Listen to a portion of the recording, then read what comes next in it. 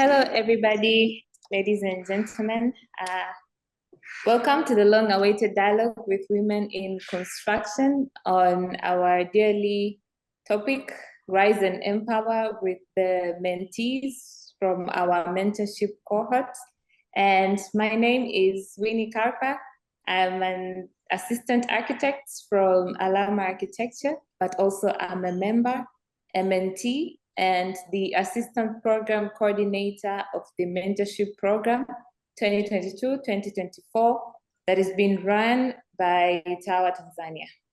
Well, the mentorship program is a program that nurtures young women professionals in construction, and it started since 2019, where the first cohorts graduated from 2019 to 2021. And then we had a second cohort of the mentees from 2022 to 2024. And during this time, we have been working with different personnel. We've been working with mentees from different parts of the world. We have mentees from Asia, we have mentees from Tanzania, we have also mentees from US that mentors from US that help in nurturing our mentees who are the young professionals in construction. And as from the aim of this program towards enhancing the skills and towards enhancing the professionalism, we also do not work alone. We work with our sponsors that we have Simba Cement in Tanzania, and also we have Seagull Family Foundation and ITV Media. So without further ado, I would like to welcome all the audiences who have logged in to hear more of the inspiring narratives that have been prepared with our mentees from the 2022 to 2024 cohort. It has been 2 years down, so we believe they have a lot to share. They have grown in one way or another. And in this dialogues today, we'll be having two hosts where I would like to dearly welcome them and take on the mic, where we have Winnie Usiri and Catherine Mena.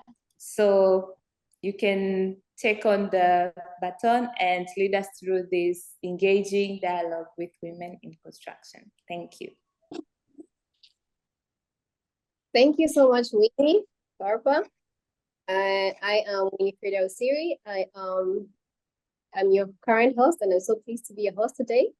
I am a graduate architect from RD University and currently working as an architect at Archis Africa Architects and Interior Designers Limited. And I am part of the TAWAH cohort 2022-2024 mentorship program. And it's been a pleasure and an amazing journey being part of it. I've really learned a lot and I've built a lot of network through it. And I'm happy to be here with you all today. Thank you so much. Over to you, Catherine Mina.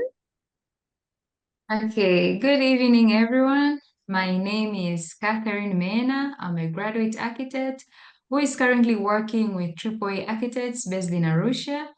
But I'm also I'm a mentee in the 2022-2024 mentorship program, which has been a wonderful experience, a wonderful journey.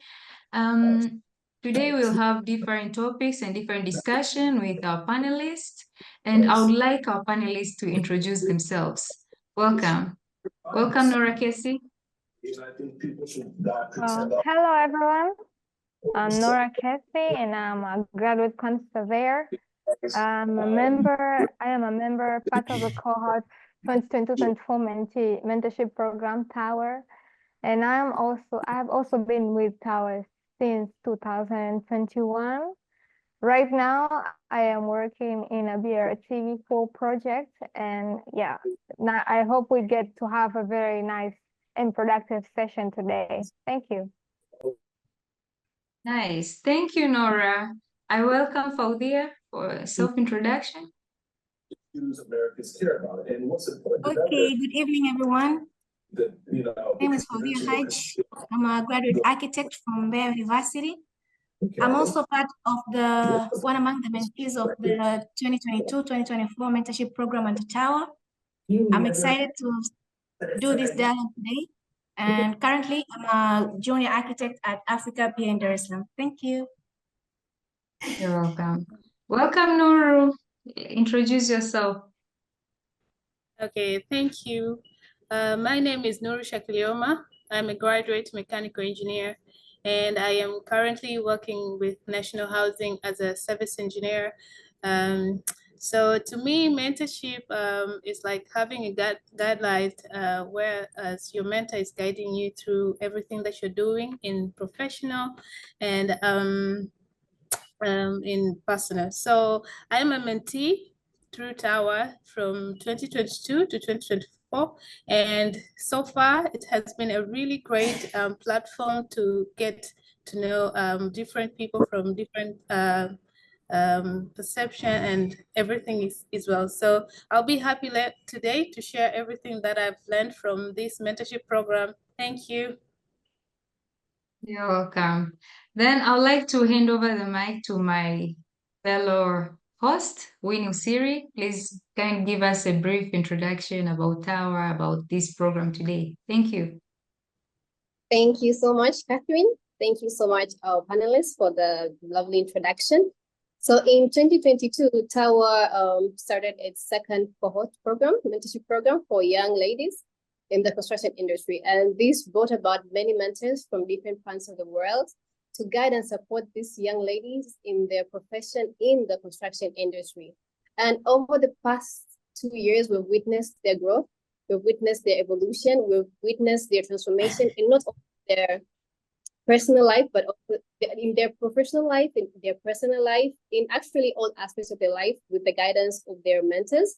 And we're thrilled that they are going to share with us their narrative of how the journey has been. And we believe that their stories will inspire many of you, will impact many of you, will show you what exactly mentorship really is. And also it will inspire the next generation of women in the construction field.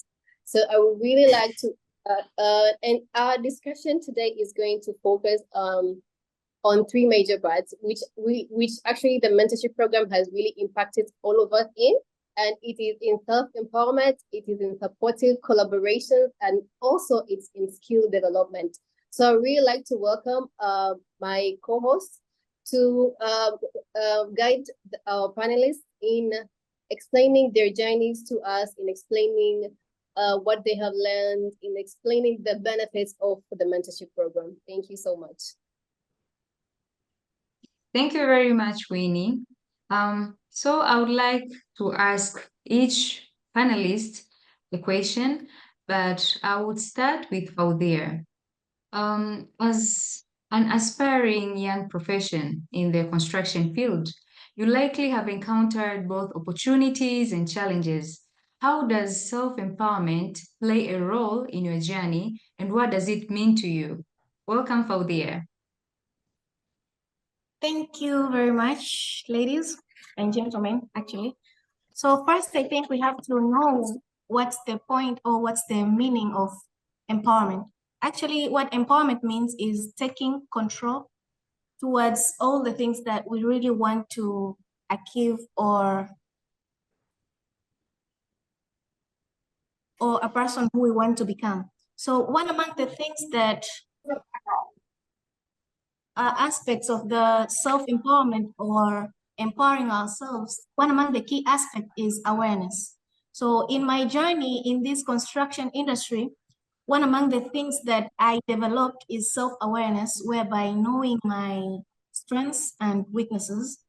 Well, I remember when I first completed my university, I had to sit down with myself and ask myself, actually, what are my strengths and what are my weaknesses? I had some of the strengths and I also noted down what my weaknesses were.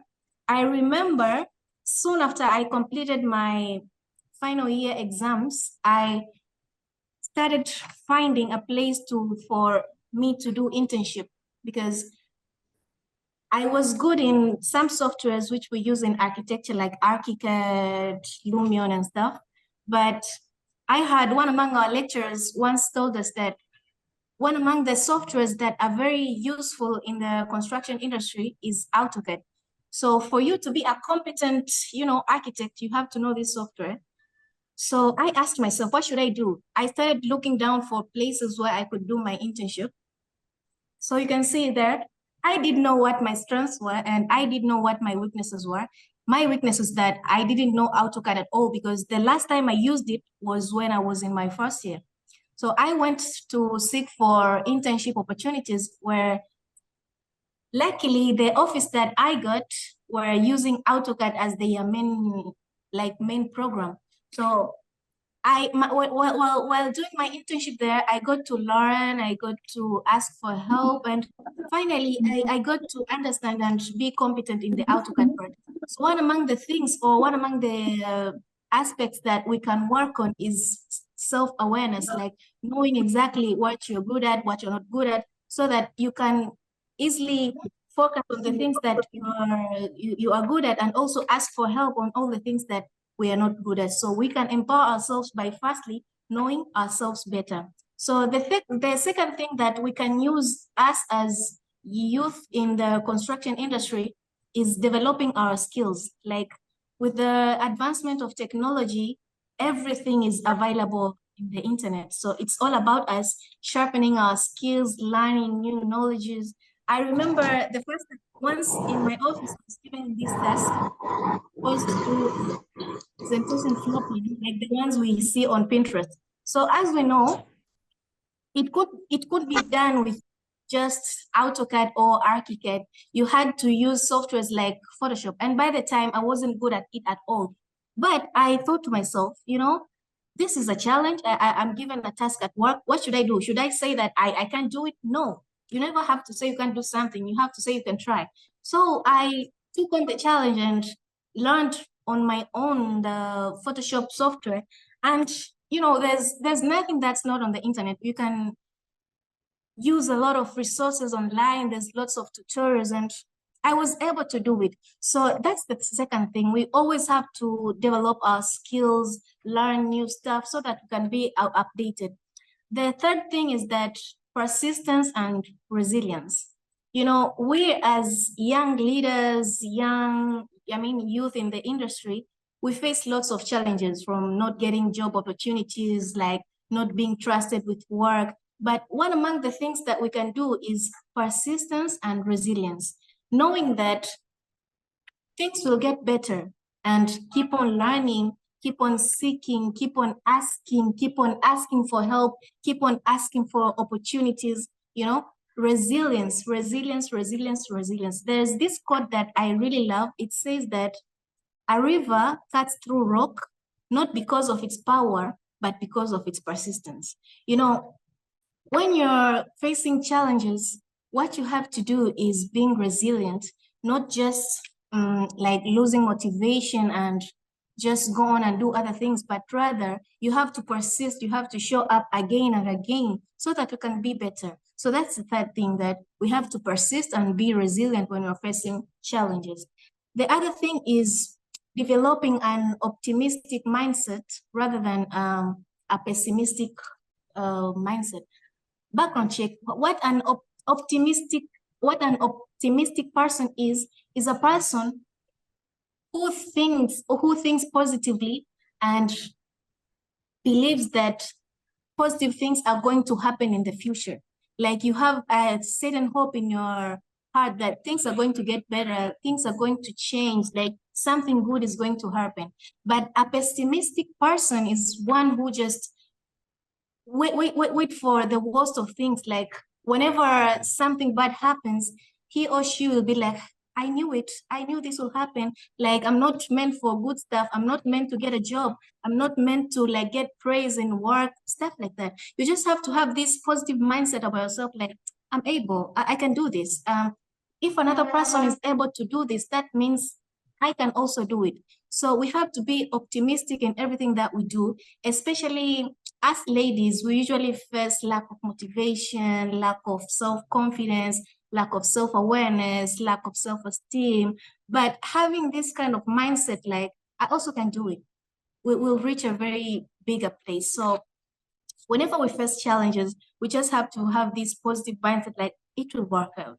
Another thing that I use in my journey when I face challenges is that I seek for people who are also in the same industry like me. That's where TAWAH comes in. Like I take advantages, or I take advantage of the mentors that I was assigned to, because everything that we do in life, there's another person who has done it better, or who is doing it, or who is facing the same challenge as you. So you just have to speak out. You have to seek on other people who are doing the same thing as you. So I have a mentor. Her name is Fatma Kigera.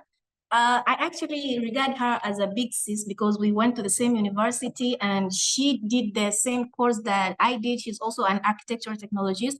So this is where it comes in. Whenever I have questions, whenever I have queries, whenever I have anything that regards my construction industry journey, and I just seek to her and ask for help, ask for advice, and also just seeing her that she also did the same course like I did. She's also a woman, a lady like how I am. So it serves like an inspiration, like it's possible. Like if she was able to do it, that means I can also do it, right? So having mentors, just seeking help from people who have done it, it's also a way of empowering ourselves.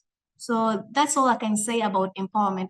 And also, I'd like to share one thing is that we have to develop self-respect and self-love towards ourselves, because you are the only person that you're going to spend the rest of your life with, So you have to love yourself, you have to honor yourself, you have to respect yourself, so that whenever you face challenge, you treat yourself like your best friend, because people won't treat you nicely if you don't treat yourself nicely. We don't have to wait for other people to regard us as, competent or confident or whatever. You just have it has to start with you. So whenever we face challenges, whenever we face threats or anything, we just have to believe in ourselves. We have to believe in our abilities. We just have to know that we are able and we are very capable of doing anything that we put our mind to. And also, one among the things that that might help in empowering ourselves is, which I might talk to later, is filling the gap with knowledge and action gap. Because right now, with all the advancement of technology, we tend to acquire or consume lots of information, but we don't get to really use all the information or knowledge that we have in the world of internet. If I may ask all of us today, how many quotes do we read in a day? Like how many screenshots do we have in our phones of motivational speakers? How many podcasts do we listen? So we usually give the power to somebody else, maybe a motivational speaker, to empower us. Like, yeah, you are able, you can do this. You can acquire this, you can do that, you can do everything. But it also has to start from within, A person can tell you you are able, you are good, you are competent and all, you can make it. But if you don't get that power within yourself, telling yourself like, yeah, I am able, I'm also a human being, I can do this, I can make this work, I can do all the things that I put my mind to, you won't ever have to start, because if you just depend on a motivational video every day from another person, it might reach a time that person won't be there, and that person won't come and try for you. There's this saying that says, nobody is waiting to make you a star, okay? All our goals, all our visions, we are the ones who have to take action. We are the ones who have to work for it. So no matter how many motivational videos we watch, no matter how many podcasts we watch, the work has to start from us. We have to empower ourselves. We don't have to wait just because we are ladies, just because we are women, just because we are treated maybe specially. We have to wait for like magic coming from above, like, yeah, now I'm coming to serve all the women in the world. No, it doesn't have to be that way. We just have to be competent enough and, you know, resilient enough to try to put in the work, to do all the things that we want to accomplish. So we have to fill this knowledge action gap, not just keep on consuming. I believe most of us in here, we have watched numerous numbers of motivational videos, but what have we done with it? Like, what have you done to, what action have you taken to apply all the knowledge you have?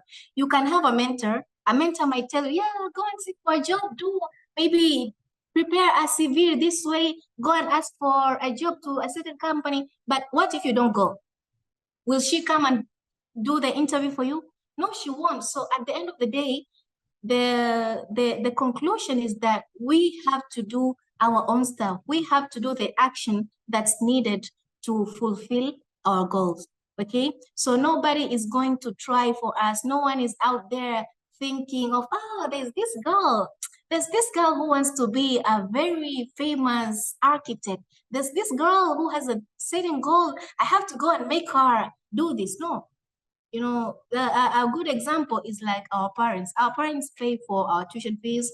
Our parents give us pocket money, but have they ever sat in the classroom like us? No, they never do that. So it all remains on our work to do all the things that we want to do. So that's all about self-empowerment, guys. I urge us all to love ourselves so much that it feels awkward not doing all the things that we want to do. Love ourselves so much that we are craving of putting in the work. Love ourselves so much that whenever we are facing challenges, we believe that things will get better. Love ourselves so much that we are always craving for learning new skills, seeking for help, and finding mentors who can help us to achieve our goals. I think that's all for now. Thank you. Okay, nice. Thank you very much, Faudia. It has been a very nice way.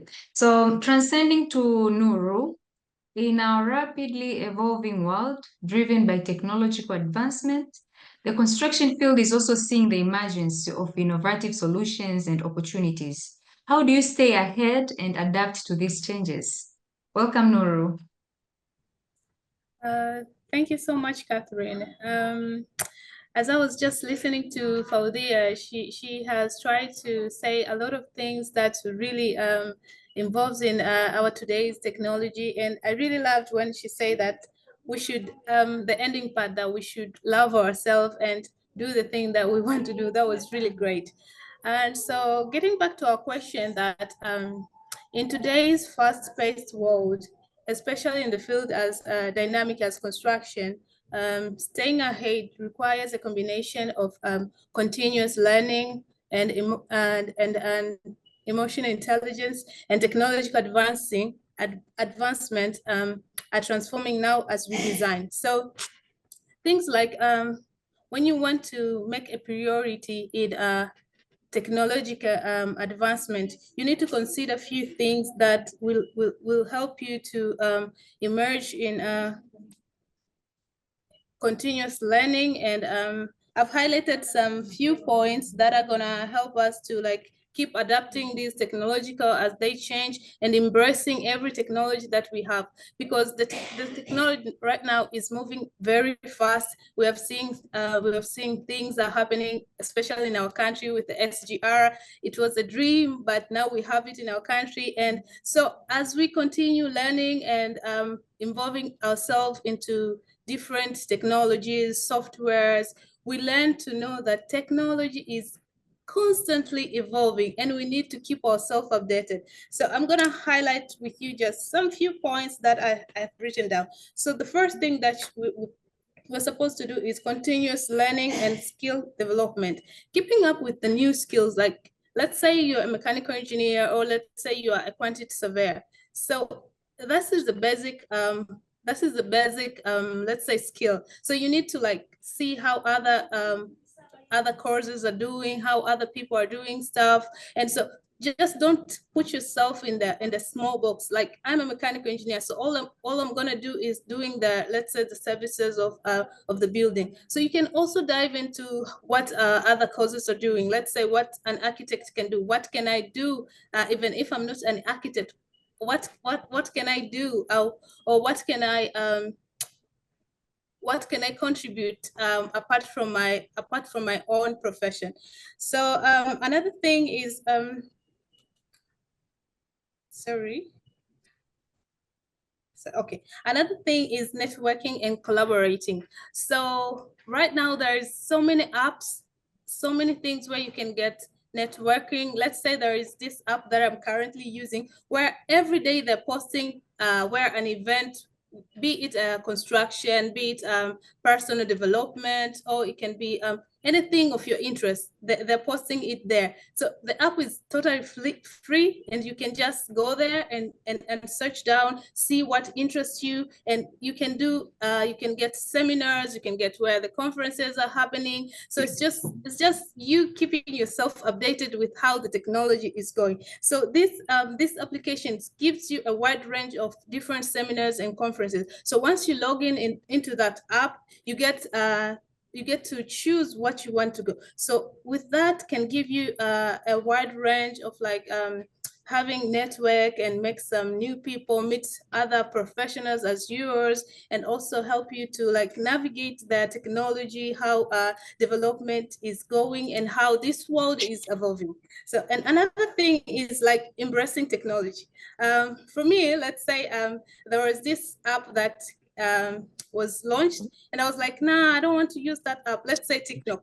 I'm not using TikTok, not because it's bad, because not because I don't want it, but because I feel like, there's another app similar to it. So whenever new thing or new application is coming, try to get involved with it. Try to embrace it. Not like people are saying like people are using too much internet. It's because our world is already there. We cannot avoid the technology. We cannot avoid the internet. So whatever things that is happening right now, we need to like embrace and feel like it's not people feel like when we are using a lot of social medias, we are moving out of our culture. We cannot avoid it because that's how the world right now works. So let's say you want to go somewhere, everything is on your phone. So the same as technology, as when it comes, we have to like embrace it and see the way how we can merge with it and do our stuff and make things go easier and move more fast than how it used to go. So another quick point that I'm going to highlight is like having a flexibility and adaptability. Because if you're flexible, let's say a new software of designing has been launched, if you are flexible and you can adapt it, how things goes, you can just quickly learn about that software, let's say, or learn about that technology, and maybe can make your work or your day-to-day works easier and can improve your professionalism as a whole. And another thing is like, I'm gonna repeat the point that Faudia has already highlighted. Is like building a resilient mindset, because if you are doing things the same way that you have been doing, this can help you to like navigate more on the different things, how the world is going, how the technology has been evolved, and so it can help you go let's say like make your day-to-day work easier. And another thing, a very important note is like stay informed. Like right now, there are so many things happening in different countries, like in different worlds. Like our country is still evolving very fast with the technology. So if we are staying informed with how the new technology is going, what has been invented, what things are being used to make a life of maybe let's say an engineer or an architect easier. That way we can really catch up with how this rapidly evolving world is going. So always get informed, whether by reading through books, or you can just be perusing on your phone. Right now we go with our phones everywhere we go. So I think the phone for the Gen Z generation is the easiest way to get the information. So whether you're with your phone chilling somewhere, you can just go through different websites, different pages. Like people are tweeting so many things. So information are almost everywhere now. You cannot avoid information. So whatever you do, like try to try to be proactive and dive into different websites, different authors, listen to what other people are doing. That's where you can learn and cope with how this world is going. So being informed is really important. There are so many people that we admire when they're talking, when they're doing stuff, and like, let's say, be the leaders, our mentors. Like for me, my mentor is Neema Kahabi. I've just seen her login. She's really an inspirational. Like, you can just be learning just by looking at her, what's the way she talks, the way she do things. So like, you just be informed, and let's say you're learning through somebody else just by seeing what they're doing. So that could also help us to like catch up with how the technology is rapidly going on. So Catherine, thank you. That's all. Nice. Thank you very much, Nuru. I would like to add up from a comment from the chat from Dr. Mia. She says that learning new skills and software is important. Stay up to date with industry standards. Stay up to date with industry standards and technologies. Keep an open mind and observe what the profession is doing outside of Africa too. Learn transferable skills that can move with you from place to place. She says good luck. Yeah, I had to add it up because whatever she's saying, it's almost what Nuru has been saying. Yeah. Okay, so moving on to Nora Casey. A lot has been shared by our fellow panelists, but we believe there's a niche that adaptability and flexibility can fill in both professional and personal growth. What are your thoughts on this, Nora? You are welcome. Oh, thank you. Thank you, Catherine. Thank you for this opportunity. Well, yes, I agree, absolutely. For anybody who is adaptable or anybody with high levels of adaptability and flexibility, they always have this competitive edge within the community in any aspect of their life. Everyone can see it. And we have been exposed to such people. We have seen them in schools, at home, in different work areas. I mean, of course, in schools, like, for example, in schools, you can see such people are like, they always volunteer to do different extracurriculars. You find them as leaders, school leaders, or club leaders, or sport leaders. And even after school, you still notice them doing something different than a normal person would do. So if you call yourself flexible or you're really adaptable, you write it in your CV, is it really true? Are you really that kind of a person? Do you go an extra mile? And such people are usually initiative, and they take the lead. They find roles, responsibilities to do that is not the usual roles that they used to. They always go for learning new skills, and as our previous speakers already mentioned, they build their resilience, and that is the most important part. If you're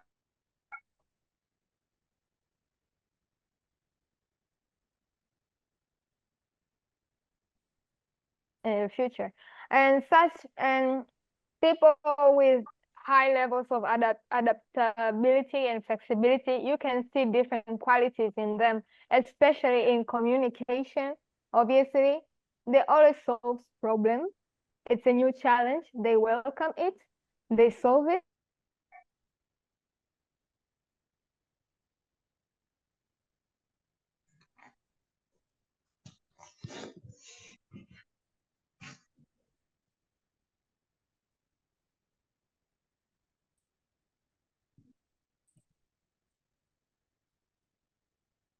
Yes, I think there's a little problem with the internet with Nora, but let's keep in touch. Just a few things I would like to add up to what the panelists have been discussing or have been saying about. Oh, welcome, Nora. Oh, thank you. Pardon me. I think it's a network problem. Oh, well, yes, as I was saying, Oh yeah, the people with high levels of adaptability and flexibility, we see their qualities. They communicate, they interact with a diverse group of people. I may be able to speak with maybe Catherine or maybe Nuru, but you find me, I cannot speak with somebody who is way older or way younger. But somebody who is really, really flexible and adaptable, you can see that they can speak with any kind of a person. And then again, they always have a very, very good teamwork, organized, and they're absolutely creative and strategic thinkers. So yeah, these two social skills are very, very important in creating that competitive edge in personal and professional growth. And everybody can build it up to that stage. You can, as long as you have a open mindset and a positive mind to take on challenges. You also need to be seeking, for new roles or new responsibilities, something that you're not used to do. You just take volunteers, like I want to do it now. And we are, from our panelists and hosts, we can see right now, like our host Catherine Mina and Winnie Usiri, they took on a new challenge for them. They're hosting this whole dialogue, which is something for them. They're leveraging their skills already. So for anyone to be more adaptable and more flexible, if you find yourself not there yet, you just have to keep on striving to be better and better, not only in the things that you already know, but also for other stuff that you're not used to, because you need to be flexible with the environment. And absolutely, it's very certain, no matter where you are or what business you're holding, change is inevitable. So we always have to adapt and be flexible to the changes that come before us. So thank you. Thank you very much, Nora. Yeah, so I would like to add up something from what the panelists have just discussed, or from what I've just understood from this first session of questions is, at the end of the day, is for someone to come out of the comfort zone.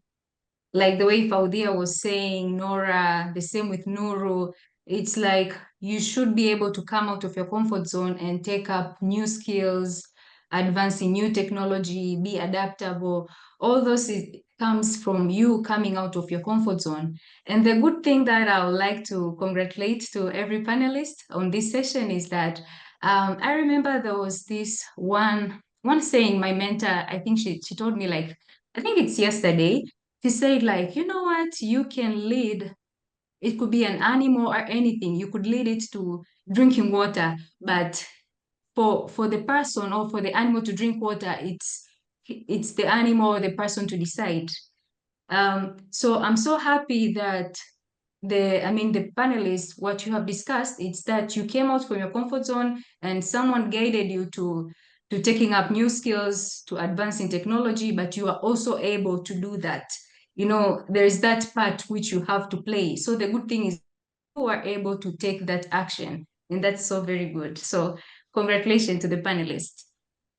Yeah. Okay, so moving to the round two, to the next phase of question. Well, dear panelists, you have quite exhausted on our discussion, but we further would like to know how we can best create that resilient growth in ourselves. So back to Faudia, as we all know, a clear journey requires a roadmap. In our case, the vision is the journey and the goals are the map. What role do you believe this plays in fostering resilient growth in a youth journey? Welcome, Faudia. Thank you so much, Catherine. So yeah, first of all, I'd like to make something clear. We human beings are very special beings because we are gifted with the capability to think, capability to plan, and capability to do things. So we all have all these reservoirs of abilities, but it's up to us how we plan, how we use them, and how we actually work on things. So most of us youth, and I think even other people who are not youth, we have visions, and we all have our own life journeys which are universal, I mean, which are independent to everyone.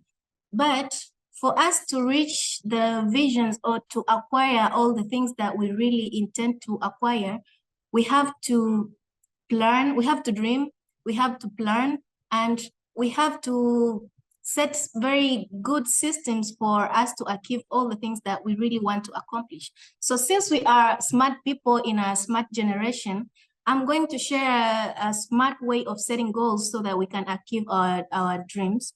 There's this technique of setting goals, which is called the SMART goal setting, whereby every letter in their SMART technique has its own, like, I'll mention what it does. So for the S stands for specific, which means that when we're setting goals, they have to be specific and exact, because setting vague goals which are not clear, that means we're going to get unclear results or vague results. So for example, I want to lose maybe weight by the end of this year, you know, I don't have to say I don't have to set my goal as I want to lose weight. My goal has to be specific, like by the end of this year, I want to lose 3 pounds. I want to lose maybe some weight on my waist. I want to lose.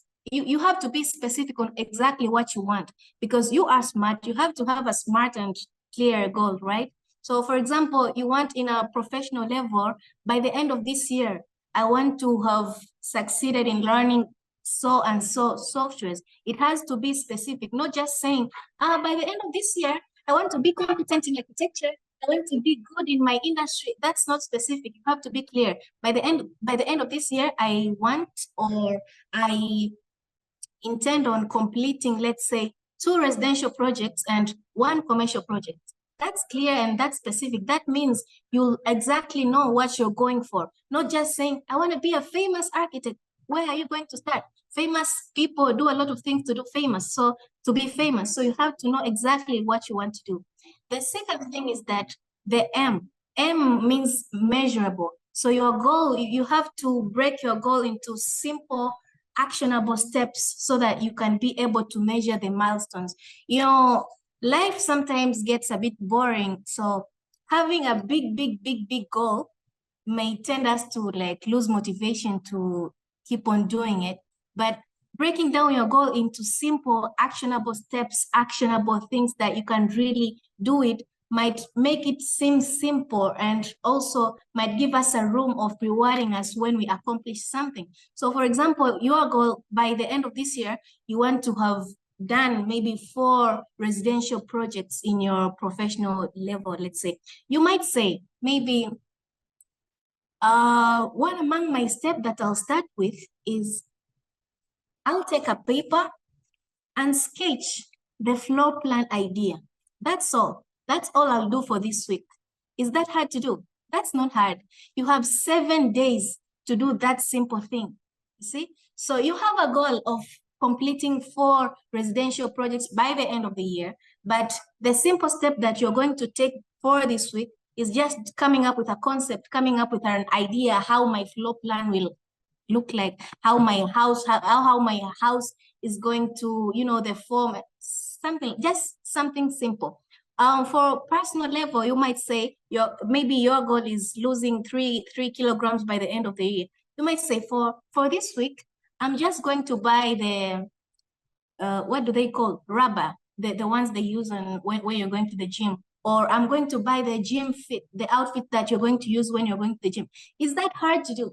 That's not hard to do compared to the losing 3 kilograms by the end of the year. So doing simple things like this might keep motivating you while you're going for the long journey, because you don't know how long it's going to take for you to accomplish your dream or your goal, but having simple things to do every day keeps us motivated. So you might say, okay, when I'll be able to do that concept that I wanted to do, I'll take myself out, maybe. I'll take myself out on a date, or I'll watch a good movie which I've been procrastinating on watching, or I'll just do something good about myself, you know? So the goal now starts to seem as an enjoyable thing to do, not like a big goal that cannot be attainable. The third thing is A. The A on the SMART technique, you have to keep track. I'm still on the SMART technique of the goal setting. The A means that it has to be attainable. You know, the goal can be challenging, but it has to be achievable. You don't have to set a goal, but even when you think of it, you'll be like, oh my God, am I even going to accomplish that? So, for example, you might say, by the end of this year, I want to, let's say, I want to design a bank project for USA. So first of all, you know, we know ourselves better more than anyone else. We do know that we have none friends from USA. We don't go to any networking events, you know, we don't go out and talk to people. We do nothing that's like aligns with the thing that we want to do. Or let's say you personally, maybe we might say, oh, by the end of this year, I want to lose 50 kilograms. First of all, it's unhealthy. And secondly, it might not be attainable because you might be posing health conditions to yourself, but also it's like you're waiting for somebody to come up and tell you, oh my God, I'm an angel from above. The goal that you have set is not achievable. You have to be smart enough to know, like, is this goal achievable? It has to be challenging, but still it has to be attainable depending on actually your timetables, your life routines and all that. For example, you might be wanting to learn makeup, let's say. So you are a beginner in this, and let's say it's January and you're setting a goal that by the end of this year, I want to have done makeup to 100 brides. Well, you exactly know that you are employed maybe, or you're still studying, or your routines don't allow, but still you're setting a goal that you clearly know deep down in your heart that you can't attain it. So you have to be smart enough to set a goal that's challenging, but it's attainable and it can also be achieved on the time frame that you have set for yourself.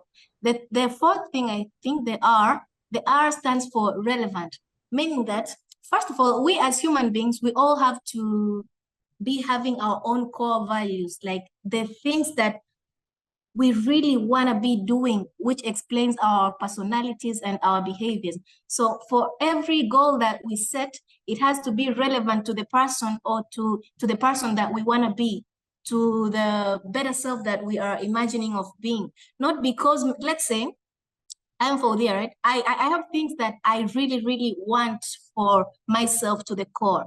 So when I'm setting a goal, I have to ask myself deep down, for there, what do I want? Who do I want to be? Like, what do I want to accomplish? Not going up to the internet, maybe on Instagram, and looking at a famous Instagrammer or a person who is very famous and look upon, okay, what has this famous person done for this year? Maybe for this year, the famous person that I know built a house. And then I go to my, on my notebook and state that, oh, this year I want to build the house. Well, deep down, that's not something that I really want. Maybe the only thing that I really wanted for this year is just losing the 3 kg, and that will be enough for me.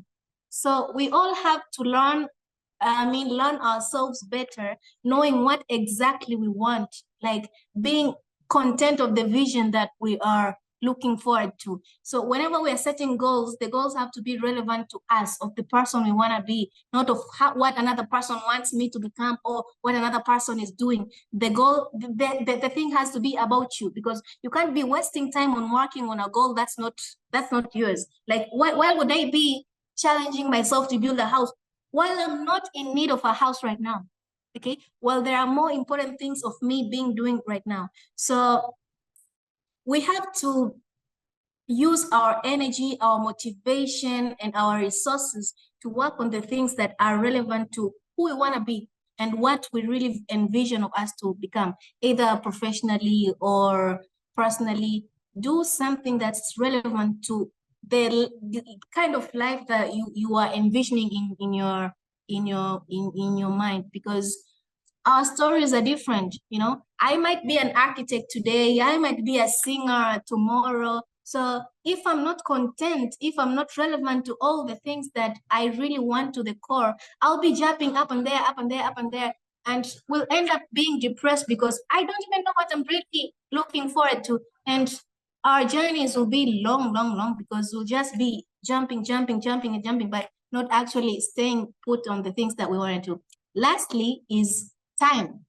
It has to time bound. So as I said, we are smart people. So our goals have to be time bound. I might remind you of something. When we were in uni, you remember when we were given projects, you might find when in architecture school, you might be given a project that you'll have to do this project for maybe 2 weeks. Sometimes in the last year, we were doing our thesis, maybe for 2 weeks, we were given to do something, work on something, maybe design a market, design a hospital. You might be given a time frame. You might find most of us actually, we weren't doing the exercises that we were given for the whole time frame that we were supposed to. For example, if we were told to do the work for 2 weeks, we will be waiting for the day that the CR types on the group text, the teacher is reminding us that on Thursday or next Tuesday, there'll be a presentation. So that's when a person gets a sense of urgency. Oh my God, I have work to do. I have a project to work on. Where's the PC? Where's the paper? Where's the print? But so you get the point, yeah? So when something doesn't have a time bound, you might find yourself doing a project for the whole life. Just ask yourself, most of us, we set goals. I have lots of goals that I usually set every year before I came across the smart goal setting technique. So you might find me, I might put a goal maybe, by this year, I want to open a bakery. You know, I love baking. I want to open a bakery by the end of this year. Oh my God. I might find myself, I don't even know when exactly I'll have to have opened the bakery, when exactly I might have to come up with the recipes, when exactly I might have to like showcase my packaging to my friends, maybe, when you know, it's just a goal. It's just a wish. There's this quote that says, dreams without goals are just dreams, and dreams without plans won't get like being actionable, and you won't get to be fulfilled. So a dream has to have a content goal, and a goal and a goal has to have an actionable plan where you've actually set the steps, the specificness, the relevance to your life, and the time bound. You know, having something, giving something the time bound makes you like knowing, oh my God, I'm out of time. Maybe I have to do this by this time. I have to do this by this time, so that it gives you that kind of sense of urgency. So I urge us all not to wish our lives away. Like, oh my God, I wish of becoming a very, very great architect. I wish of becoming very competent on this thing. I wish of why wishing while we can do things, you know? So let's just be smart people living in a smart technological life right now. Let's use all the resources we have. So actually, don't just stagnate yourself on dreaming, stagnate yourself on setting goals, but we have to put on the work and actually be specific on the things that we want to do, because life is a gift. We have to take into account every minute that passes. We don't have to waste it. We don't have to like bullshit it. We don't have to wait for somebody to come and save us. We have to take action. We have to do things. We have to go for things that we really want to do. Don't wait for somebody to come and do the things that you want to do because like you are afraid of trying stuff. You are afraid maybe because I'm a girl. You're afraid maybe they'll laugh at me. You're afraid of judgment. People will judge, but everyone has his or her own life. So we just have to go for it. But we have to be very, very smart by incorporating this smart goal technique and live our life for the better so that we can achieve our success. That's all. Thank you. I'm going on. Wow, thank you very much. Thank you very much, Claudia. I also like to add something from the comments. He says self-targets improve self-motivation much faster than general targets. Yeah, I think it's just pretty from what you just said. Yeah. So we would also like to hear from you, Nuru. There are moments when we may feel uncertain about ourselves or doubt our ability to achieve our goals and vision as youth. How can we best overcome these challenges? Welcome, Nuru.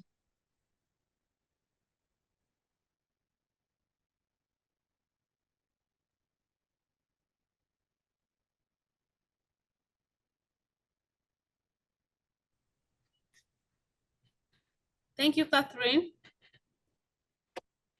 Okay, so diving into the question that there are moments that we may feel uncertain about ourselves and doubt our ability to achieve our goals and various as youth. So how best can we overcome these challenges?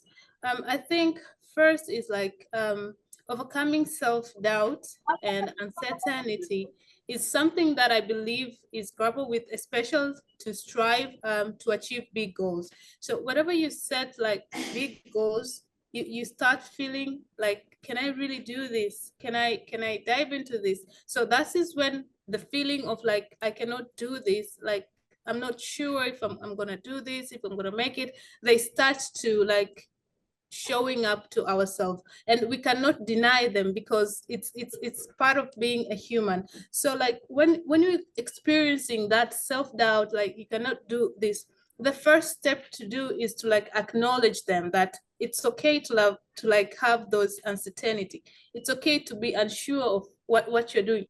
That's the first thing to do. So whatever you feel like, I'm not sure, first accept those feelings and know how you can achieve, you can go around them and make things work. So for instance, let's say whenever I'm feeling uncertain or doubt about anything that I'm doing, the first thing is like accepting every emotion that I feel and like see how best they can help me towards the goals that I want to achieve. So let's say if you want to achieve a goal, you can start by like breaking those bigger goals into small goals.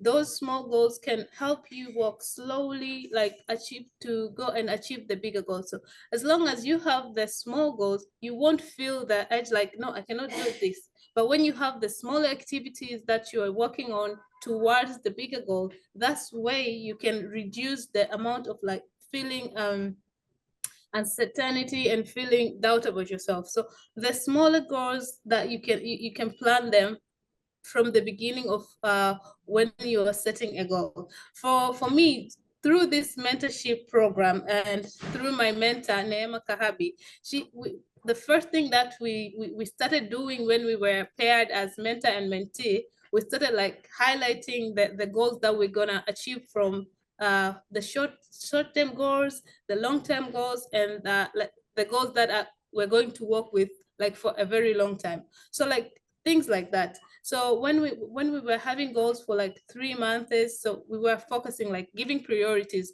what things needs to be done before what things. So like for the goals that we set for 3 months, those goals, it means that they were not that big. So they did not need so many things or so many thoughts to do. And for the goals that needed longer time, we also had a different approach to them so that we cannot like feel like we're lacking behind or something. So whatever that we are having some goals, we need to know like what best way to like approach them, like what are we gonna do about them. So also on this question, I have highlighted some few points on how you can overcome by these uncertainty. And first thing is like embracing the emotional intelligence. This is the course that I took through the Google Garage, and which was also introduced to me by my mentor. So it has really helped me and structured me into who I am right now. So like emotional intelligence, we have all heard about it so many, wherever you go right now with the internet and everything, you hear about emotional intelligence. So I'm gonna just highlight it again. So emotional intelligence, it means like recognizing your emotions and the emotions of those around you. So once you are able to manage your emotions and the emotion of those around you, you'll be able not to like, whenever something that happens or a situation happens, it will be easier for you not to react, but to know how to manage it better. So another point is like self-awareness. Once we have self-awareness, there are so many ways you can learn about self-awareness. Knowing what triggers you, like if I've set a goal, what is the thing that triggers me to like be unsure, to like be scared of achieving it? So self-awareness is a very thing that to consider when you're planning your goals. Like whenever I plan a goal, will I be able to achieve them?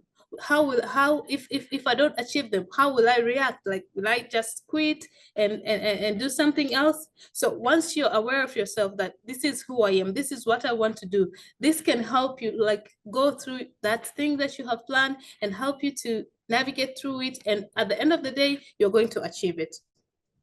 Another thing is being motivated. Like, okay, you're feeling like, I'm not sure about this, but once you're motivated, like try to find something that you're really motivated to do. Let's say for me, I really love like going on the road and run. Running is not the easy thing. And I was just watching the Olympic last week.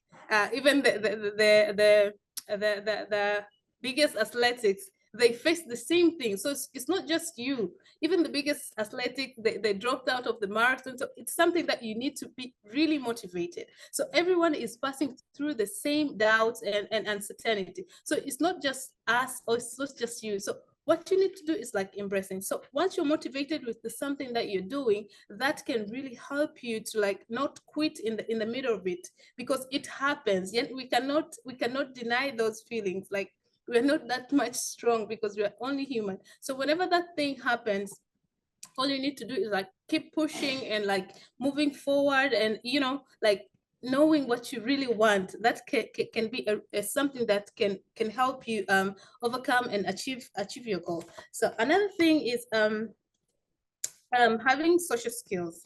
Like let's say social skills is like having a group of people or a support group, or let's say our mentors help us in navigating the things that we want to do. Like social skills involve like having communication of your feelings. Like, how are you feeling about a certain thing? How are you feeling about a project that you have started? So whenever you'll be able to recognize and be able to like be free and like communicate your feelings, this can really give you a relief and provide with you the guidance of the things that you want to do. So whenever you have, let's say, a bigger project and like you're having those doubts and uncertainty, and like you may feel like you cannot achieve it, having social skills really helped. Like for me, like in the few months I was going through something that is really personal, and I reached out to my mentor, and she gave me some really insightful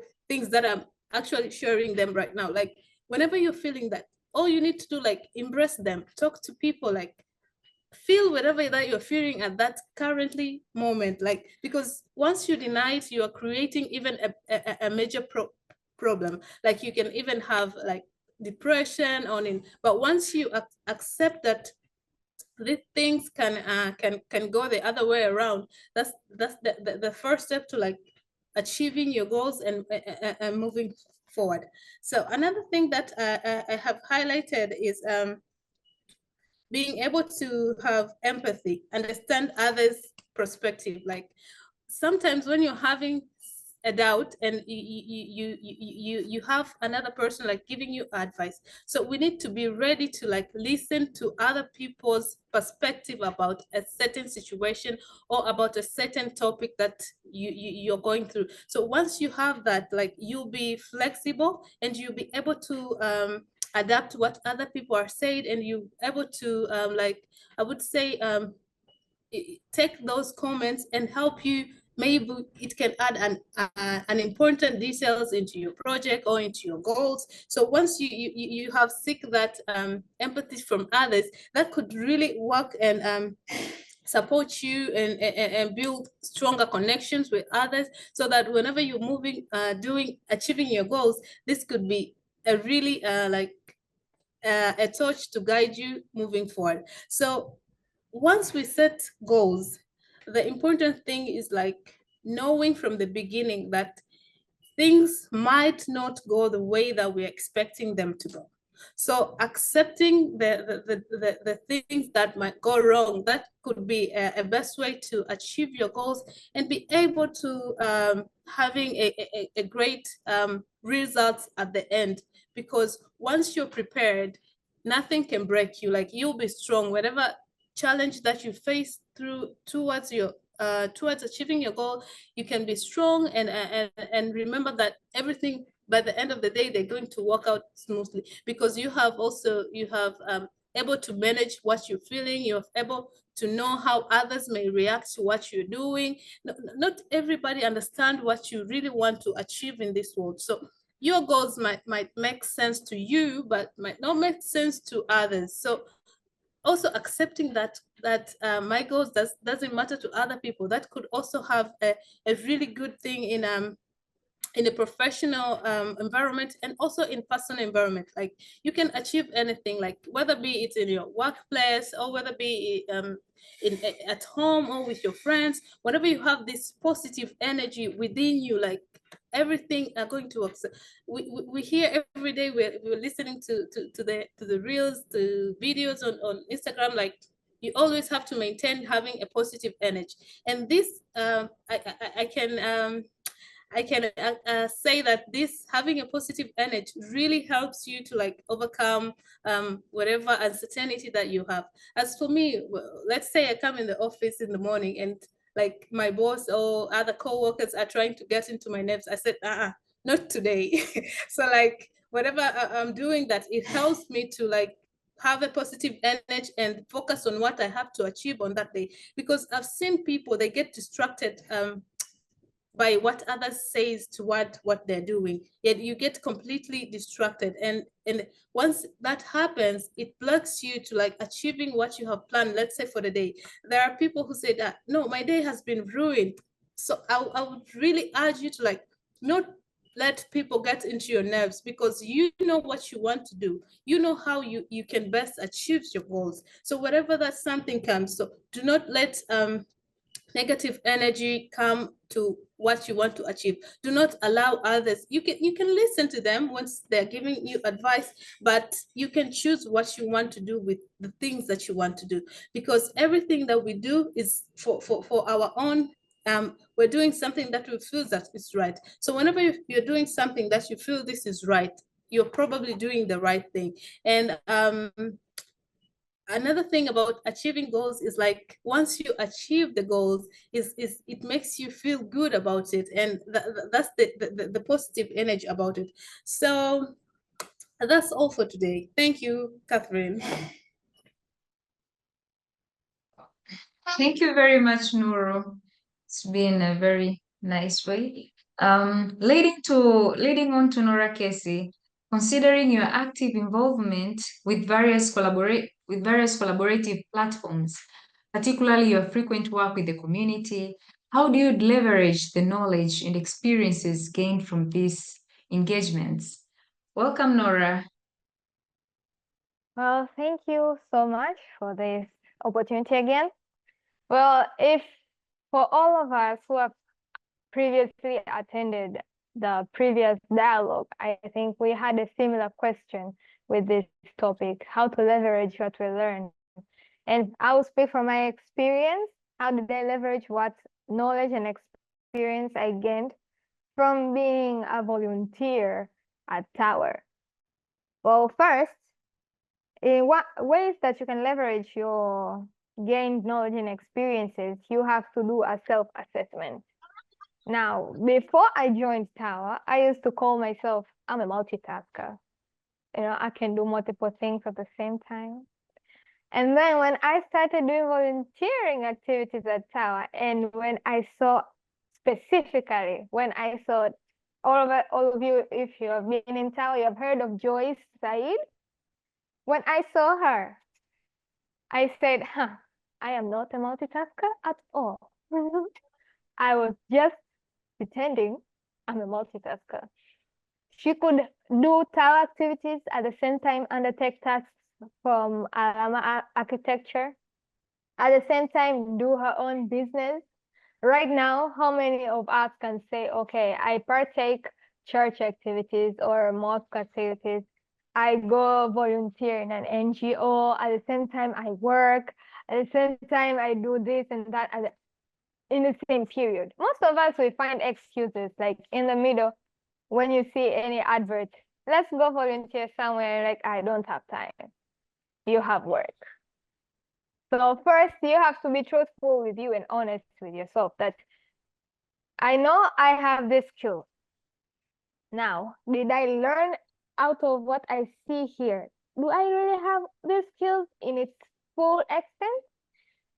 From your self-assessment, that's when you can actually understand how to make the skills that you're extremely good at have a competitive edge, and the skills which you do not have, or maybe you are a little bit poor at it, how you can be better.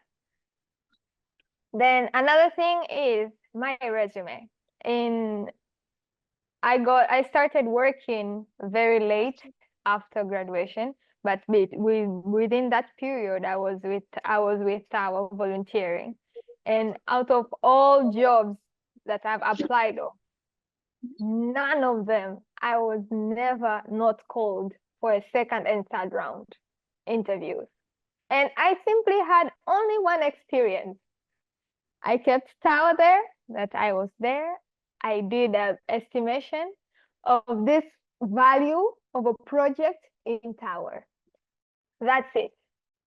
Only that, and the fact that TAWAH has been advertising, apparently most of them heard of it and they got interested. I got called second, third round, somewhere there. So that's, you need to tailor your resume, even if you have nothing, or you can just keep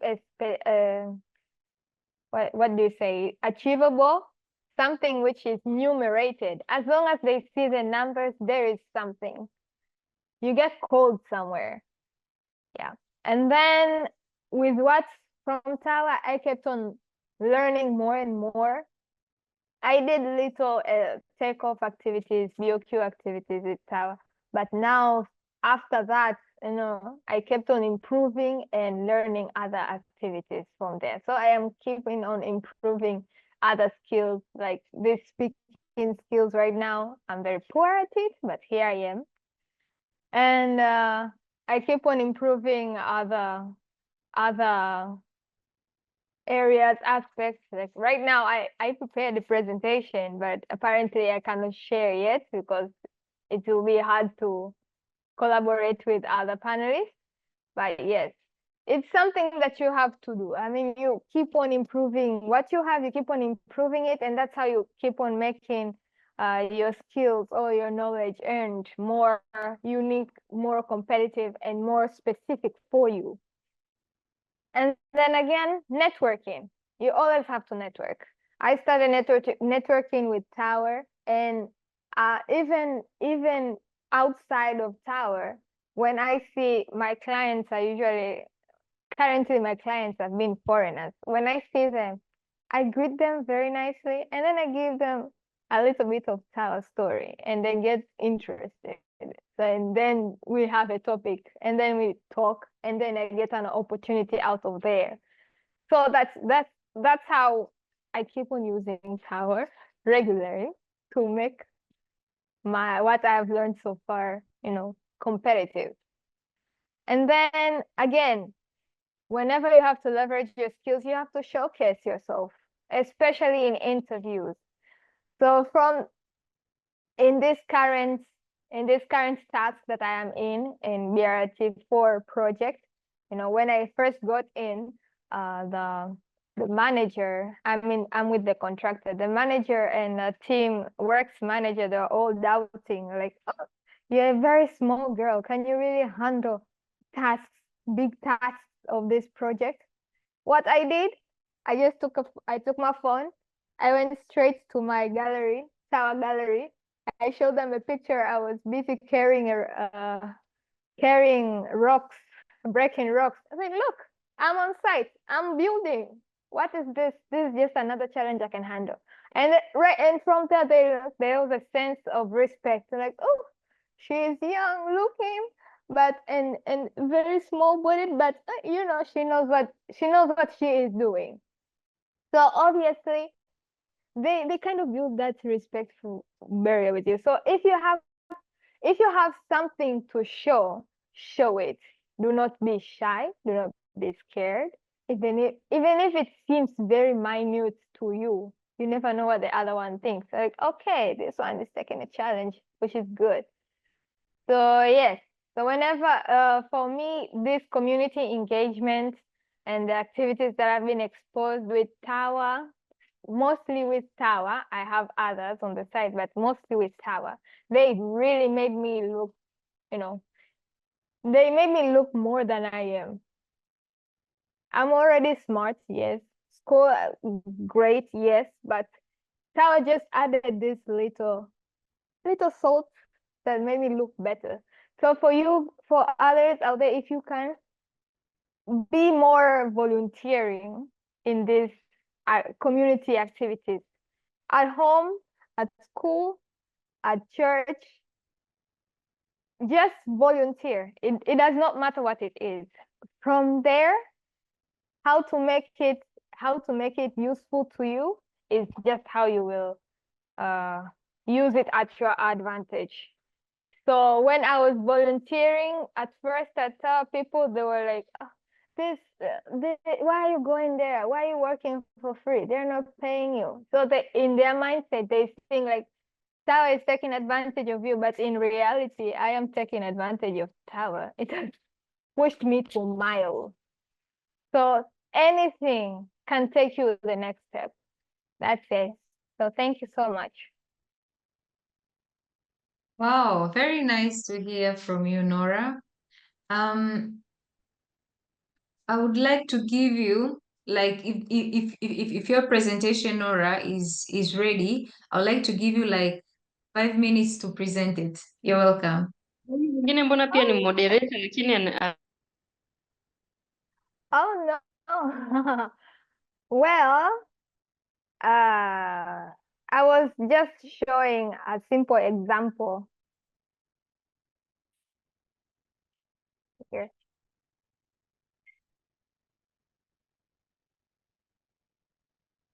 I hope my screen is being seen. So I was just showing a simple example of what flexibility and adaptability looks like. Every day in life, there is uncertainties.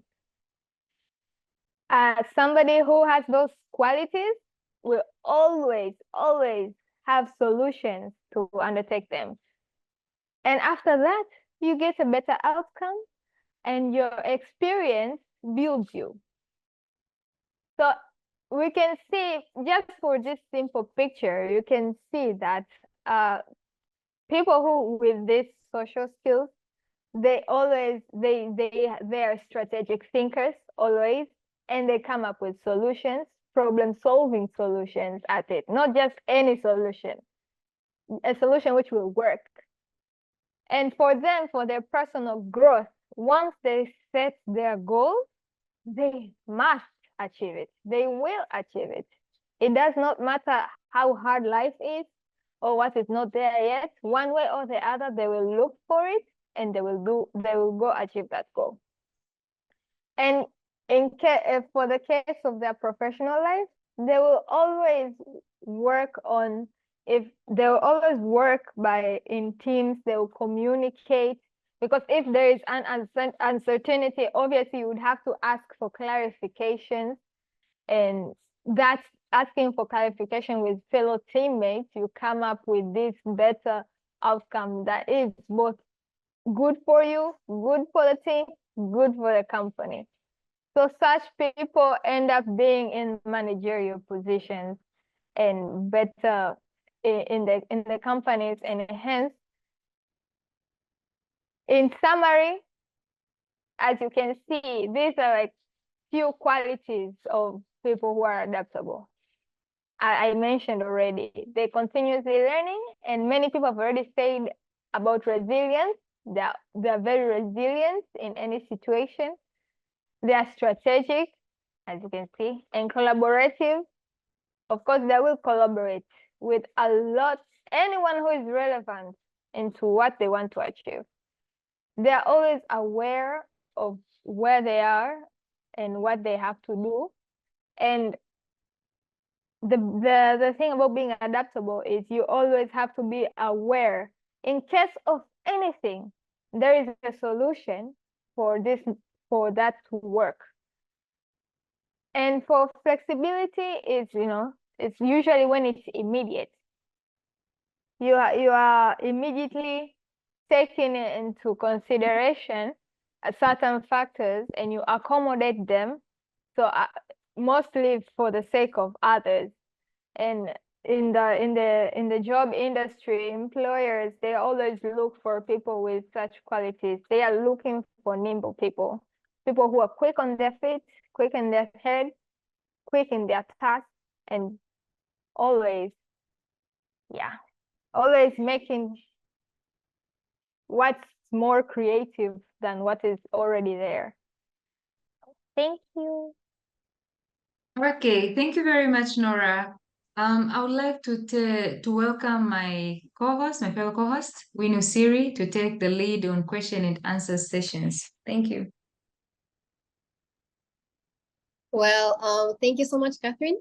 And thank you so much to the panelists. We have really learned a lot from you all. And I would really like to stress on the point that growth is a personal initiative. We really have to be intentional in our growth. And as much as we have mentors, as much as we're working, you have to really be intentional in your growth. And then most importantly, I really like to emphasize on trusting the process. Growth really requires process. As we can see, our mentors we've learned from our mentors that they got where they are it was a process. It wasn't easy. It wasn't a one-day thing. It took some time. Actually, even the mentoring program took 2 years, like from 2022 to 2024, because it's a process. It takes time. You need to learn a lot. You need to invest a lot. So I really want to thank our mentors and thank you to the mentees and the panelists.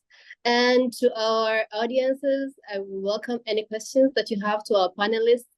If you have any questions to either, you could point a particular panelist, or you could keep it open to anyone who has an answer for you. So thank you so much. Please feel free to raise your hand to ask your question. You can speak, or you could also write it in the group chat, in the meeting chat. Thank you. So does anybody among us have any question?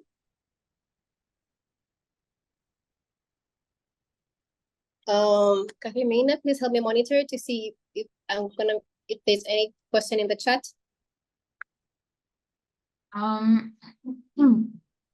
So far I can only see some comments. Maybe I'd like to read some comments from the people. Like from Ismail is saying, speaking from the experience of working around women in the construction industry, I think that they're generally being carried away by general purposes in the field, like companies' targets, majority views, normally, etc. But I think they can go bigger, they can do bigger things if they can set personal goals, like list of skills to acquire by the end of the year, annual professional development plan, self-analysis of our participation in the project, amount of time she lagged accomplishing certain tasks. These are personal set of targets which determined professions needs to have. Yeah. And also another comment from Dr. Elinora Tambuya. He says, good evening. Sorry, I have to step out. I am a QS, but also a mentor. Firstly, it has been extremely interesting to hear from the mentees. Well done, TAWAH.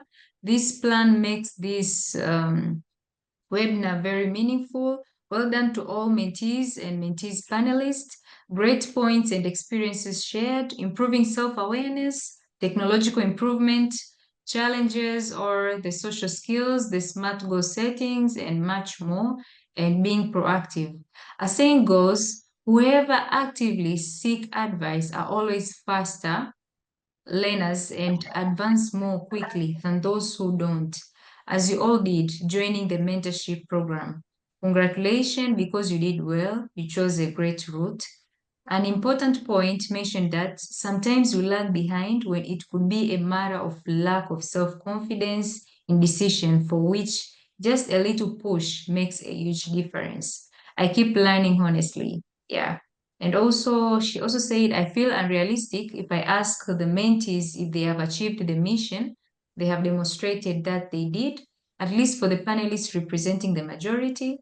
I believe the mentees had clear plans, or even if not clear at the beginning, the purpose of the mentoring and benefit expected. And now I'm sure they can confidently say that their desired outcome is achieved, or at least part of the plan. As said over and over, we are humans and it's not always easy to achieve all.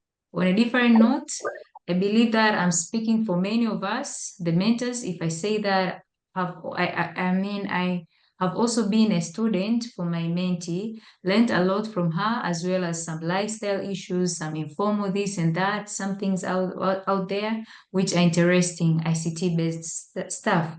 The final one, I'm not sure of the perspective by TAWAH. I'm thinking from a different angle where our mentees could seek or not to shy away from learning from men. I'm speaking specifically as we in the construction sector, agreeable men are more than us in practice. Logically, they possess a lot of industrial and professional knowledge. Logically, again, they can offer a good mentorship base. So as you go, it's good to also learn from them. The diversity can add value, I guess. Yeah. So those are comments from the chat. But we also would like questions. Anyone with a question, they can pose it. You're welcome.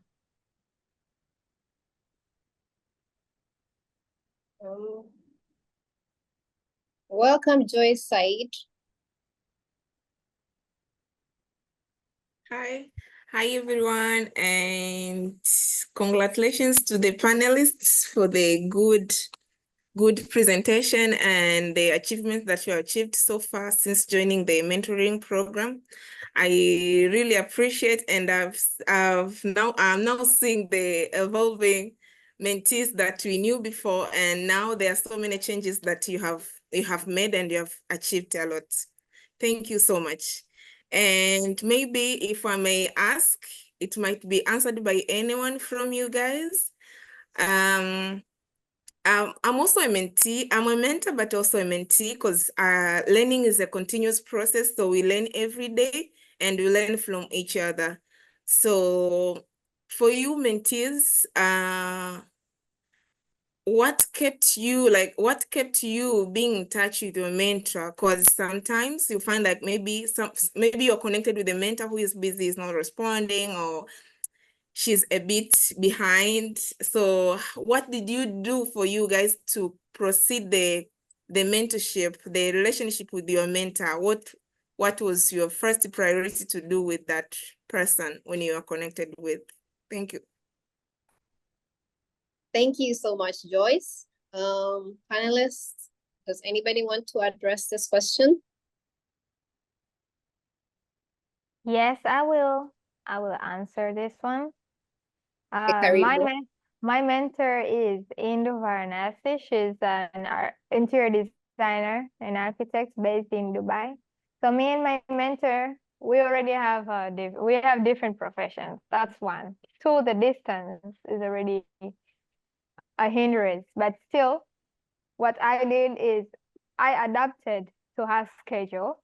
That's one. And two, whenever I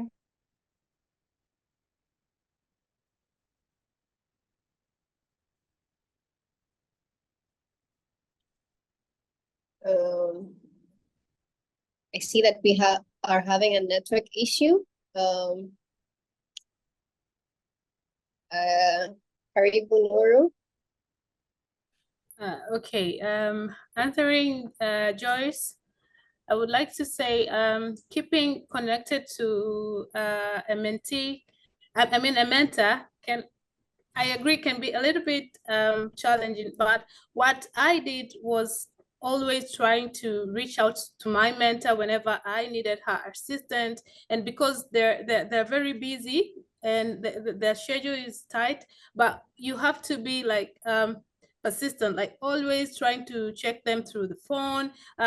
Our first meetings were through WhatsApp calls. We could schedule a meeting. So through just a video call, we could have our meeting. We could discuss about so many things. So So having a mentor connecting is not about how close you are or how far you are. It's just scheduling and embracing anything that can be easy, can make you easily connected to them.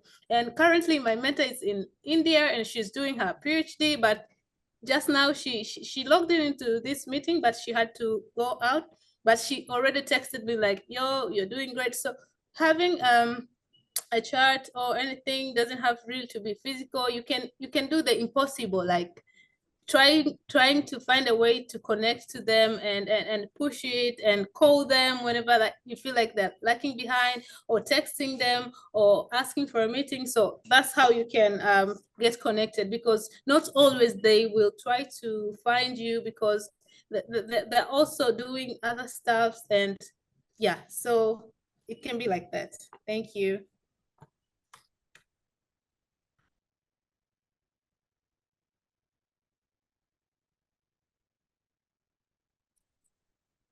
Personally,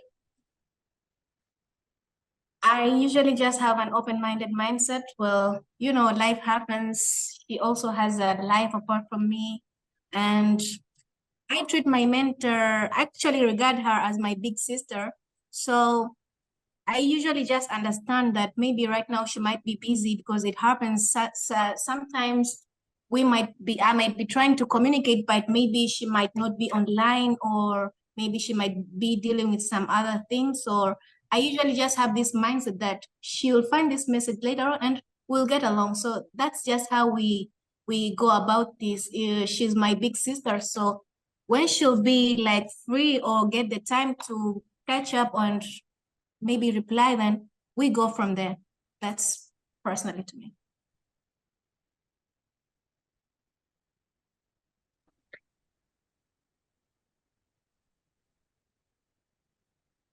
I can see a hand raised by Janet Sanga. You're welcome, Janet. Janet. Hey. Janet Sanga, you may unmute. Hey. Hello. I wanted to add up on what kept me. Can you hear me? Yeah. Yes, yes. I wanted, Yes. first of all, thank you for the dialogue. It was really nice. You guys have really shared a lot. On my part, I would say what connected me to my mentor first, despite the time zone difference, geographical location difference, but she's a listener. My mentor is Sophia. I learned that being a mentor needs you first to be a listener, and being a mentee needs you to be open to be challenged, to learn, and to listen to from your mentor. So whenever we had a communication, we usually chat a lot. So I mean, it's the way we can communicate easily, basing on the fact that she's a mom, she has her own firm, so she's kind of busy to hold the phone for a video chat. But whenever I reach out to her, she responds, and she first asks like, "How are you?" or "What is going on right now?" or from the past conversation, "What have you done?" or "What has changed?" So she's a person who listens and wants to hear if you've made any progress, what has hindered you from making any progress. So I would say that is what really kept me in contact with my mentor. And I would say that is something that each mentee and the mentor should really keep note of, that a listening mentor attracts a mentee who can open up, but also a mentee who is ready to listen and learn, not only focusing on gaining, like there should be something vivid or impactful that your mentor puts on you. Like maybe some mentors do connect you to a job or something like that. That's when you should keep up the contact with your mentor. No, but you should be ready to hear, listen, learn any aspect. It can be career-wise, life-based talks, but be a good listener too. So I would say those are few things that kept me in touch with my mentor. Yeah.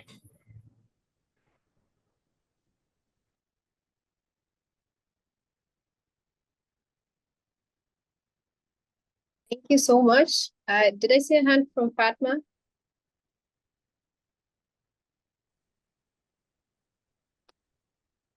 Fatma Kagera?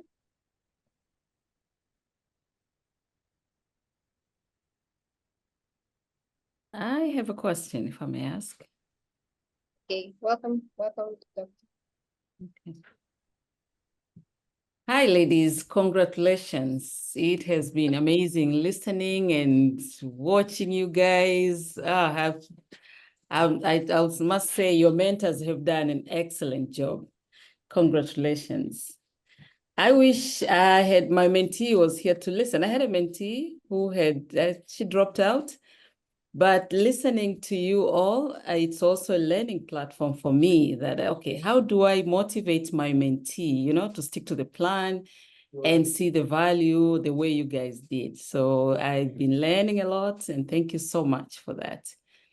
My question to you all is, whoever can respond to this, is how do you pass that knowledge that you have gained from your mentor to someone who is behind you in your space? Wherever you are, is there something that you're doing to transfer that knowledge? And if anyone can respond to that, I'll be happy to see how you are going with the knowledge transfer to others. Thank you. Can I start? I'll be starting, yeah? Okay, personally, I'm very, very much into public speaking, first of all. And whenever I want to share something, I usually remember the 10 years old me, because I've always been into architecture years ago since I was in high school. But I've never had this kind of opportunities like having networking programs. For example, personally, my mom is a teacher and my dad is a police officer. Understand? In my whole clan, there's nobody who is in construction industry. So I understand. I feel all the students who are in the same situation that I was in years ago. So right now, I have some sort of vision of visiting schools and universities, because I'm into public speaking, like motivate them and inspire them, telling them that it's possible, like you just have to go for it. I remember the first time when I was in high school, people used to tell me that I was bright, but I wasn't bright. I just used to study what I was being told. So I was being told that PCM is for boys. You don't have to go for PCM. Just go for HGL. That's more like good for you girls. But I was like, why? I see people doing it. So I just had this something inside of me knowing that it is possible. But honestly speaking, it just was motivation from within and support from parents telling me that it's possible. But I was never really had this opportunity to have people telling me that, like, or getting in touch with engineers who are women, let's say, who are in the same construction industry. So personally, I look forward to visiting universities and schools. I'm planning on going to my high school in Arusha, where I studied my O-level education. Go and just tell them, girls, just do it, go for it. Not just girls, actually, even boys, because some of them are just afraid, like, physics is hard. Guys, have you seen me? First of all, I'm short, actually. But but I did it. So one thing, what I really want to spread the word, that whenever you have seen a person that has done it, just know that you can also do it. If somebody else has done it, that means I can also try. I might not be maybe an architect or an engineer. I might also be maybe just, what do they call the ones who go to maybe VETA? I might be something, but I really tried. So that's the thing. I'll be going to universities and high schools to just spread the word and tell them that it's possible and we are there. In my office, I'm the only girl. There are 6 men. So I'll just have to tell them that we are in a men-dominated industry, but it doesn't mean that we aren't there. We're here. So it's possible. That's what I'll be looking forward to do. Perfect.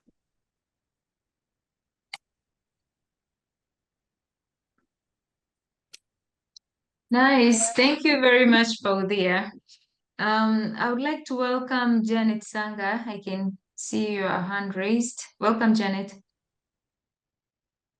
I would like to add on the point that Paudia has spoken. How will I pass what I've learned from my mentor? I'm actually passing it down right now.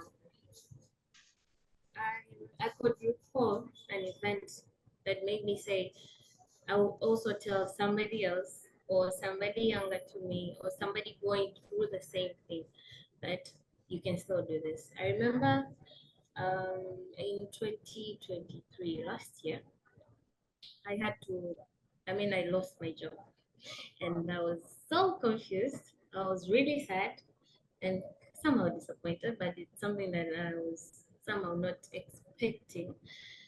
I shared with my mentor and she told me like, at some point, some places you leave them so as you may find something else to do or somewhere better to belong to. So don't give up on what you want to do. I later chose to employ myself, but it's something that I'm still doing. But throughout the process, I was lamenting like, why? My mentor used to tell me, keep doing it, but just learn how to separate your work and your normal life. I later got employed, and you won't believe how busy I am. To the point I'm like, yo, I'm coming back at home at 8 p.m. How am I supposed to live? She usually tells me like, just learn how to balance stuff. Now that is part one. Part two, I would, I would say like, as a young mom, a young professional mom, I would tell somebody who is not a young professional mom or is just a professional young lady that when you enter a certain stage of being a mom, you can still put your profession life straightforward and you can still do your normal life. That is what I learned from my mentor. She's a mom, she has her own firm, she travels a lot, but everything is kept intact. Actually, it's something that I usually look at and tell her like, okay, you're really doing it. Because at first when I started, I usually went like, God, I'm losing my mind. How can I balance everything? But through her guidance and how I should prioritize things, I learned how to balance my professional life and my normal life as a young mom. So this is something that I would really put as an advice to young ladies like myself, because most of the time when we reach to a certain stage in our profession, we forget of who we want to be, our dreams, our efforts that we kept back then when we were not yet having those responsibilities, and think we cannot balance them out. But I would like to say we can still balance, and you can still be that professional engineer, professional architect, professional QS, that experienced lady. As how, for example, we can take example of Dr. Vicky. She's doing so well and still balancing her normal life. So she is teaching us something. If you guys notice it, like you can still do it and you can still balance this thing. So that is something that I'm really still learning, but I've learned a lot and I'm still passing it down to my fellow ladies that being single, then you gain a family, then you want to lose your professional life. That ain't the way, because we're usually challenged that you have a family, you have a project in Zanzibar. How can you leave your family back here? Then you're like, okay, so I have to stay at home. So it's something that I would also advise others who are trying to address girls in construction. You should really put efforts in that, because we ladies go up to a certain stage, but when we reach to a stage of maybe having a family, we forget everything and we prioritize something else. While it's very possible to balance everything. It's only you just need guidance. So That is something I've learned from my mentor, basing on my situation, that you can still have a life, you can still have a professional life, and everything can be equally balanced. At the same time, you can do something extra apart from a 9 to 5 job. So, yeah.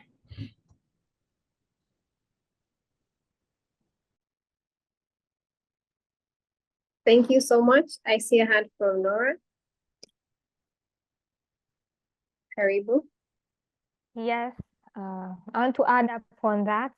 I usually advise my younger friends and younger siblings, the ones who are still in school, because I believe the stage with the time when you are in school, once that is kept well, it makes it easier here in the future. And they always have all sorts of excuses. So I usually give myself as an example. And when I tell them, look, what do you want? I want to, and they say, I want to achieve great results. I was like, okay, it's not easy. You have to work hard. Hard work is everything. And teachers only give you just 20%. The rest is on you. And they will say, oh, that's not true. You have come from a school with teachers and you have been constantly having teachers. And I tell them, okay, refer to high school. Most high school top students come from government schools, and government schools are notoriously known for not having teachers. What about them? How do they do it? They'll still say, you're smart, they always find excuses. And so there is no excuses. If you want that, accept that you have to grind and work hard.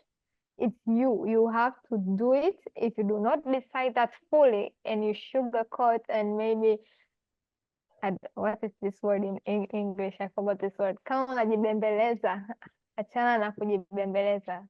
Work, sweat, and you will get there. So every time I meet my younger friends, younger siblings, I always tell them there is nothing worse that can happen. Some people, they have grinded in more bad conditions than you are now, and they still push through. So anything is possible. Yeah, thank you.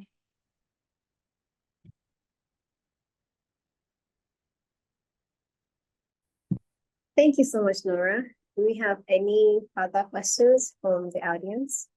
Any last questions?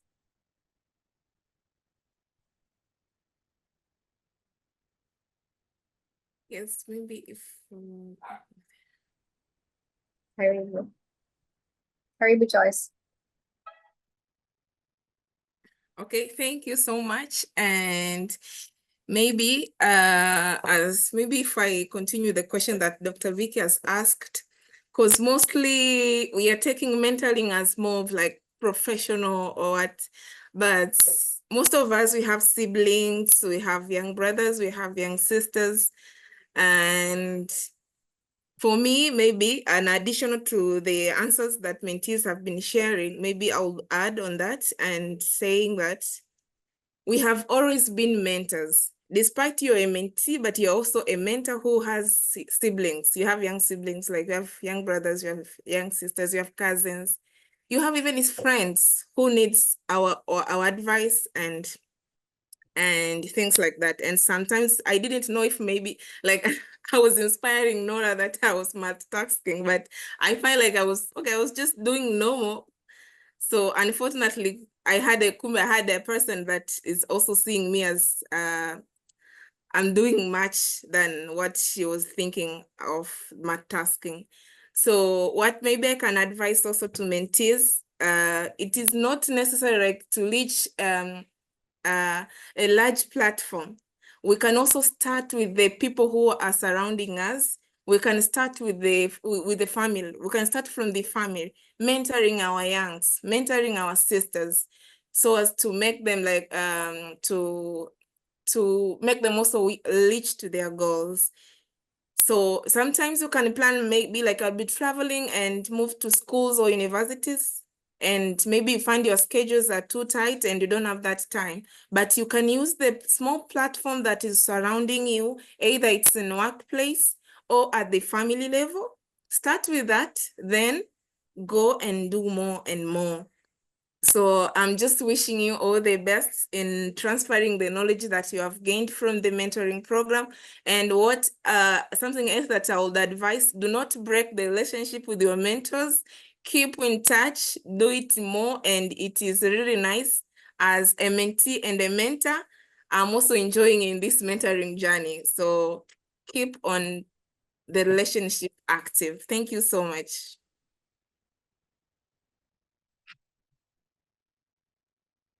Thank you so much, Joyce. Thank you for the advice. I will definitely do our best to ensure that this is the beginning of the mentorship journey and not the end. We will definitely do our best to mentor everybody around us, starting from family levels. And I believe I'm speaking on behalf of my fellow mentees in this. Okay, I believe time is running up. Thank you so much to our audience. Thank you so much to our panelists. Let me hand over the mic back to our main host, that is Winnie Karpa. Karibu sana. Thank you. Well, hello everybody.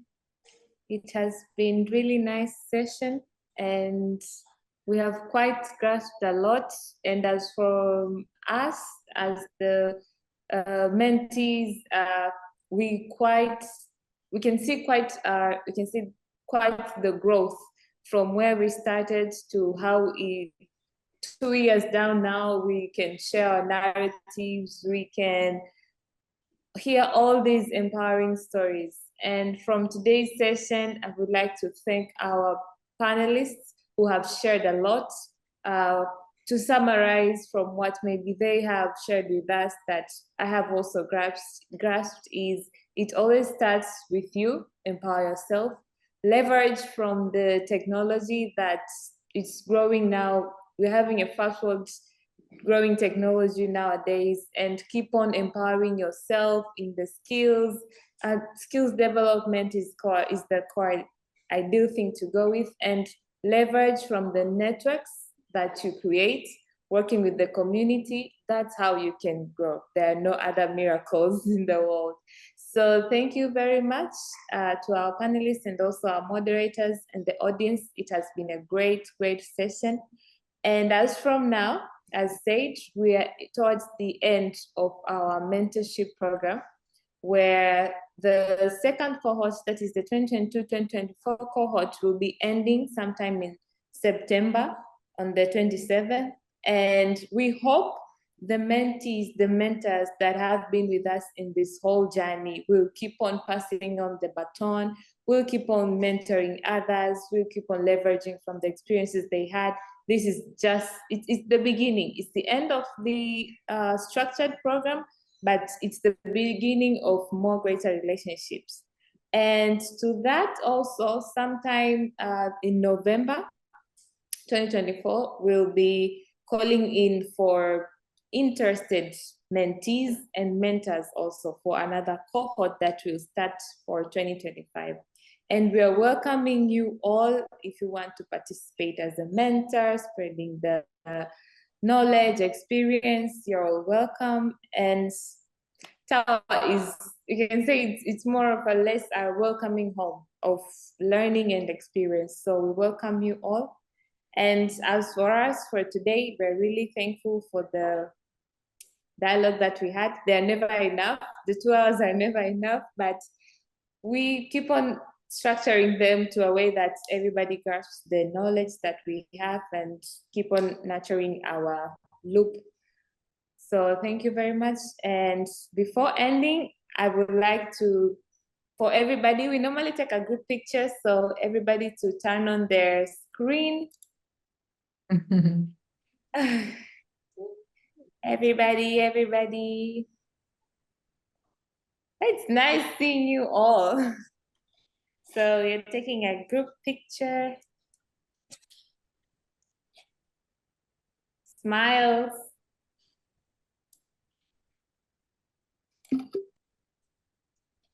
And another one.